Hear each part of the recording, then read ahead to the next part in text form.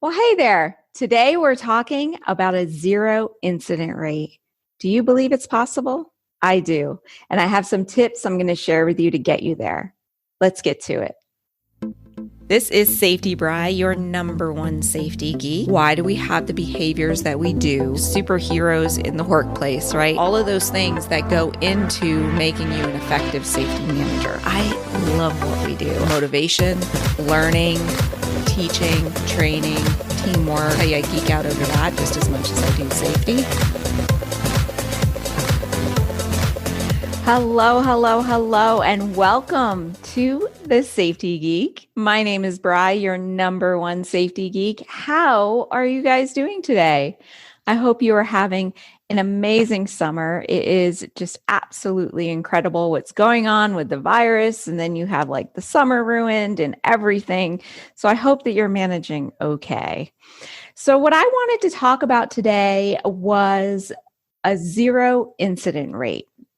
And I have had a lot of pushback over the last probably 10 years when I talk about achieving a zero incident rate. Some people think that it's just not realistic and that it's like a pie in the sky type of dream and all of that. And that trying to push for zero just makes everything more difficult because people don't see it as realistic. So that way they don't go for it. And this was really brought to light with me when I had this meat cutter come up to me one time. He literally put a knife through his finger, through one side and then out the other. And he just came to me for a Band-Aid. I was like, we need to get stitches for it. He was like, no, I just need a Band-Aid. And he goes, look at my hands, Bri, look. He goes, so they are covered in scars because this is the sign of a butcher. Butchers cut their hands. It's just going to happen. And he goes, and I know, he goes, I listen to you and you want this zero incident rate. And I get that. He goes, but this is the reality of the situation.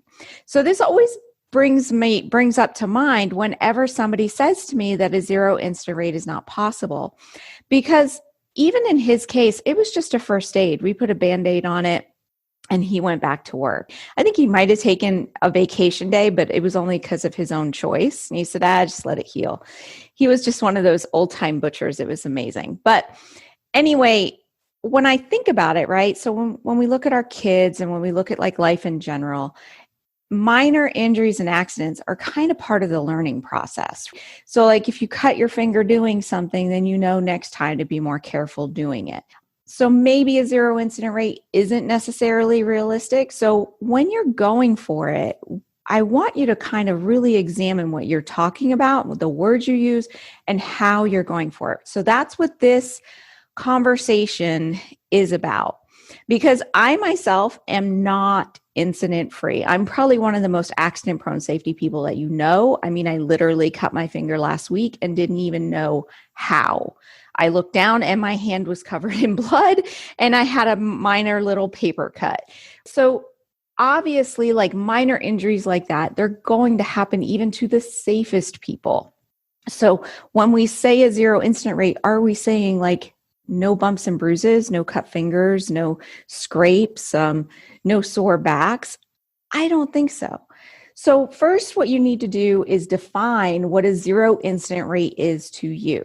And I really suggest that you start with where you are at. So if you're starting at a 10 for an accident rate and you're trying to get to a 0, that is unrealistic. But you can look at your trending and you can look at what accidents you're having and go, okay, how many serious accidents do I have? So you create a definition for a serious accident. You go, okay, what is that? Could be a fatality, obviously, but it could be something like an amputation or something that creates 30 days or more lost time or something like that, right? So you look at that number, you go, let's get that number to 0. And then your next one might be, how many lost time claims do I have? How many injuries are happening where the employee cannot work? Let's work on getting that number to 0. Then you start moving to recordables, right? And that's a bit harder to get recordables to 0. Even the best companies out there and the ones I've worked with, they've gotten it down to like a 0.2 or 0.15, and getting it down to 0 is really tough. It is not impossible. I actually had a processing facility with over 100 employees sit at a 0 incident, OSHA recordable incident rate for 5 years. So it is possible. It's just difficult.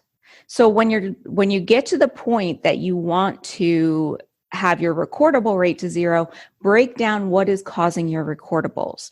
And then you go, okay, I want to get severe lacerations down to zero. I want to get slips and falls down to zero. Work on it that way. So that way you're progressing yourself to zero instead of saying, we're going to go from 10 to zero.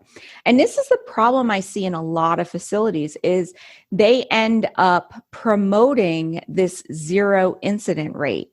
And they're like, this is what we're going for. We want zero accidents, zero injuries, zero incidents. And because it's not realistic, people don't even work towards it. So you don't want to do that. You want to make it like, hey, we're going to go for like, no one's getting an amputation this year. We had 2 last year. We're going for 0 this year. And then as you're working towards that 0 for amputations, you're actually helping all your other injury rates as well. So that's my first question to you is like, get that progression, but then ask yourself, do you even believe that overall you can get to 0?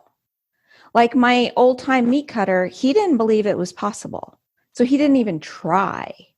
So what I did with him, and it was so funny, after the incident and he was back to work, I paired him up and had a conversation with another meat cutter who had been a butcher for as long as he was, and we compared hands. And I was like, meat cutter Bill, I can't remember what his name was, look at your hand compared to his. You said it's not possible to be a meat cutter without cutting yourself. This person's been doing it for 35 years and he has no scars on his hands. So yes, it is possible. And that becomes an eye-opening moment, not just to your people, but I want you to be thinking about it yourself. So you might be thinking that, look, in my industry, 0 is just not possible. There's too many high hazards. There's too much going on. There's no way I'm going to get my facility to 0. When you have that thought, when that is your mindset, you are actually putting a roadblock in front of you. So start examining, look at other industries that do the same thing as you do and say, what is their incident rate? Because I guarantee you, there are people out there, there are companies out there that are doing it. And if they can do it, you can too. And maybe it's not the same exact injury, but it's the same level of hazards. So once you have that belief that no, 0 is possible, your mind opens up to where you can say like, okay, now how can I get there? I know it's possible because if they can do it, I can do it. So how do I get there? Instead of having that roadblock of saying it's not even possible, so I'm not even going to try. So a lot of it is mindset. And then once you get your mindset to change, you have to then get the eyes open of your people, of your management team, and everybody else. So make sure that you're changing your mindset in that. So the next thing is, are you currently accepting minor injuries? So I always find this funny, like when I go into a facility where they have a fleet of trucks, and when you examine the trucks, there's a little ding here, a scratch here, a rub there, a dented fender, a bent door, whatever. And I look at it going, so how did you react when this happened? And they're like, oh yeah, it's just going to happen. That attitude then proliferates through your entire facility, that minor incidents are okay. So if I was to loan you my personal vehicle, I would expect you to return that personal vehicle in the same condition that I gave it to you as. This should be the same attitude with our drivers. We are giving them our vehicles to go make deliveries. You expect that vehicle to be returned in the same condition. It is not acceptable that they're rubbing against bollards or banging into dock doors or denting a fender here or there. So when it happens, you have to make it a big deal. Just like if they had rolled the truck over. So to change the culture within your facility to go from minor accidents are okay to like, no, we have a 0 incident culture, you actually have to change how you're reacting to your accidents. If you think about it, if your facility, you have a minor cut or something like that, and you do nothing about it, you're just like, let's throw a Band-Aid on it and back to work with you, right? That's the normal attitude. My meat cutter, We had a discussion. I threw a Band-Aid on it. He went back to work. If I left it as at that, my meat cutter Bill probably would have cut himself over and over again. But no, I investigated it just like I would any other accident. I looked into it. I researched it. I did retraining with him. I paired him with someone who had never cut himself to try to change his beliefs. I treated it like it was a huge deal. I let everybody in the department know what happened and how it could have been prevented. So if you do those things and every little accident becomes a big deal, people will be more cautious. So think about it. If you were to have an amputation or a severe accident in your production line, more than likely you're shutting down the line. I know I used to. If there was an amputation, line was shut down. And a lot of it was because I was in the food industry and we'd have to clean and all of that too. But in general, the line gets shut down.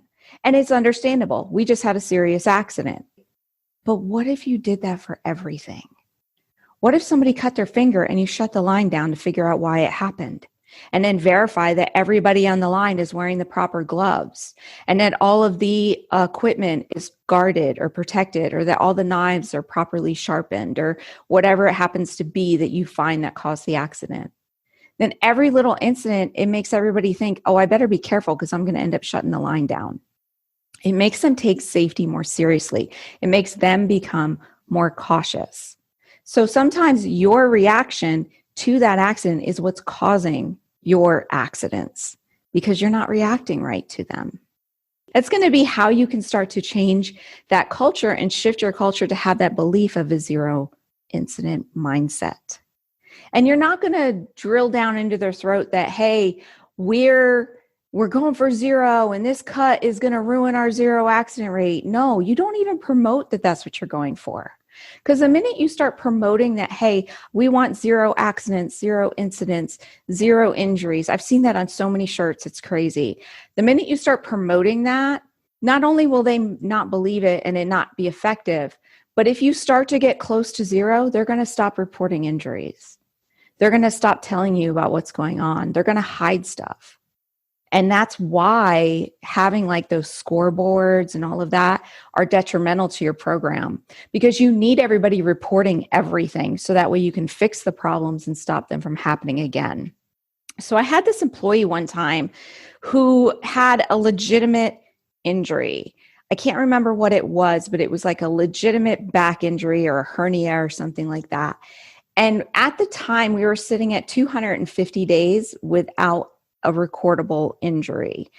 And we had this big scoreboard, in 2 or 3 locations within the facility. Look at it. And we celebrated every 50 days and it was amazing. And then he was injured and he told nobody about it until a week later when the pain became unbearable. And at that point, I couldn't even give him first aid for it. It had been too long. So it had bound up his muscles in his back to the point that he had to go get treatment and he had to have time off of work, and it actually made it a worse injury. But he was so scared about reporting the injury because it would ruin our 250 days. So don't promote that you're going for a zero injury rate. Celebrate it occasionally and that's fine, but it should be kind of like an internal goal. Maybe it's a 3 to 5 year goal, or you talk about it once a year when you're doing your goal setting, but you can't promote it with your employees because all that does is get them to hide things, and you don't want that. That does not help you in the long run. Okay, let me review my notes here, make sure I covered everything I wanted to tell you about zero incidents. All righty, so that is about it for today, guys. Here's what I want you to walk away with today. I want you to walk away with the belief that zero is possible, because if someone else can do it, that means you can do it too. There's nothing special about your industry that means that people are automatically going to have accidents. Think about what that means. If you don't believe in zero, then that means that you believe every person being hired is at risk of getting injured. Do you put that warning in the application? I don't think so. So really believe that you can get to zero. Look at your numbers and decide progression goals and how you're going to work to get there. And start to change your culture. Treat every accident exactly the same. Have as heavy a reaction to a cut finger as you would an amputation. And if you start doing that, it really turns around your culture and it gets people to be more cautious. All righty, my safety friend, thank you so much for watching me today. Make sure that you subscribe to my channel so that way you always know when I have updates coming in. And I will chat with you next week. Bye-bye.